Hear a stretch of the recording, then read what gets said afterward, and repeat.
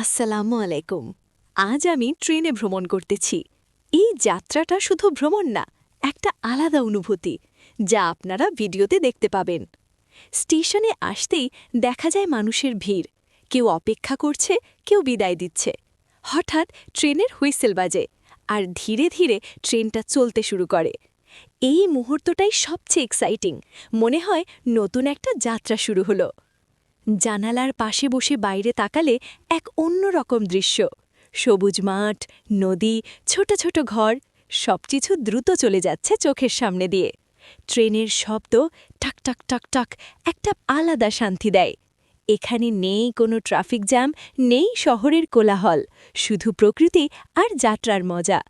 মাঝে মাঝে ট্রেন থামে ছোট ছোট স্টেশনে, চাওয়ালার ডাক, চা চা চা। এই জিনিসগুলো ট্রেন ভ্রমণের আলাদা আকর্ষণ। নতুন মানুষ ওঠে, কেউ নামে, অল্প সময়ের জন্য হলেও পরিচয় হয়। সত্যি বলতে ট্রেন ভ্রমণ শুধু এক জায়গা থেকে আরেক জায়গায় যাওয়া না, এটা একটা স্মৃতি, একটা অনুভূতি। ভিডিওটা ভালো লাগলে লাইক, কমেন্ট আর সাবস্ক্রাইব করতে ভুলবেন না। ধন্যবাদ।